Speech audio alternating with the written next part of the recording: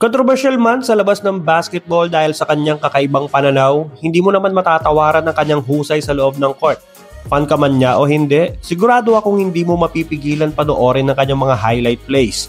Mula sa killer handles, deadly crossovers, hanggang sa kanyang ankle drew moves.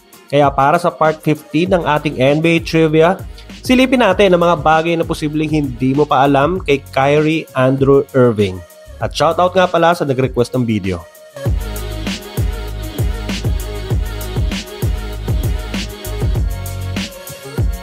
Alam mo ba na hindi sa Amerika pinanganak si Kyrie?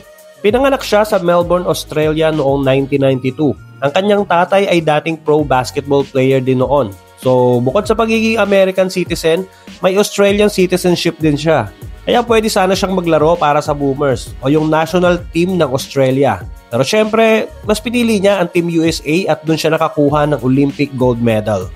Pero imagine kung mas pinili niya ang Australia na paglaruan. Bukod na kasama sana siya sa karambola ng Gilas at Team Boomers, kasama din sana si Kyrie sa kailangan talunin ng Pilipinas sa FIBA Asia Qualifiers.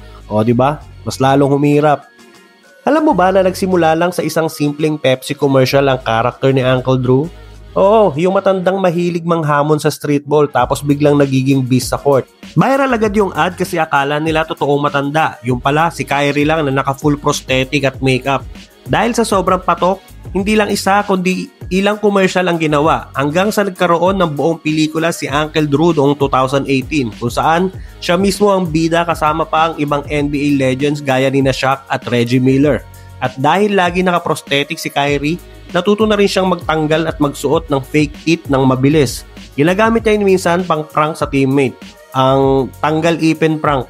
Alam mo ba noong 2017, sa isang podcast interview, diretsahang sinabi ni Kyrie na naniniwala siya na flat ang mundo. Ayun, trending agad. Kahit saan ka pumunta sa internet, puro meme si Kyrie. Kilala rin siya sa kakaibang hilig sa conspiracy theories. Madalas siyang mag-share tungkol sa secret societies, hidden histories at mga bagay na hindi daw tinuturo sa school. Yan din yung dahilan bakit ayaw niya magpabakuna dati noong pandemic. Nagduda siya sa mabilisang paglabas ng bakuna at kung paano ito pinopromote ng gobyerno at pharma companies. At dahil masyadong vocal si Kyrie sa mga paniniwala niya, noong 2022, nag-share siya sa Twitter o Instagram ng isang link sa documentary na may anti-Semitic content. At yun ang isa sa mga dahilan bakit natanggal siya sa Nike at tinapos yung partnership sa kanya. So, search nyo na lang kung ano yung shinare niya. Alam mo ba na sobrang close ni Kyrie kay Kobe Bryant? Bata pa lang si Kyrie, idol na niya si Black Mamba. Sa totoo lang, isa si Kobe sa pinaka naging mentor niya sa NBA career. Kaya nung pumanaw si Kobe noong January 2020, grabe yung epekto kay Kyrie. Nakahanda na siyang maglaro noon para sa Brooklyn Nets pero nang marinig niya yung balita, umalis siya agad ng arena at hindi naglaro.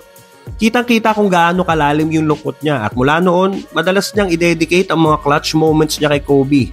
Sa interviews, sinasabi niya na pag nasa big moments siya, naiisip niya si Kobe at yung killer instinct na tinuro sa kanya. Kaya kung napapansin nyo, may Kobe vibe talaga yung pagiging clutch ni Kyrie. Parang may konting Mamba mentality na naka-inject sa laro niya.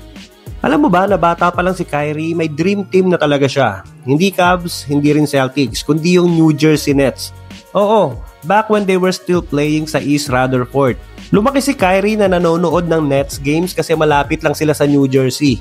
May mga pictures pa nga siya noon na suot ang Nets jersey habang nanonood sa stands. At ang idol niya dati, si Jason Kidd. At fast forward years later, natupad din yung childhood dream niya nang malipat siya sa Brooklyn Nets. Parang full circle moment. Dati nanonood lang siya sa bleachers, ngayon, naging isa na siya sa mismong star player ng franchise.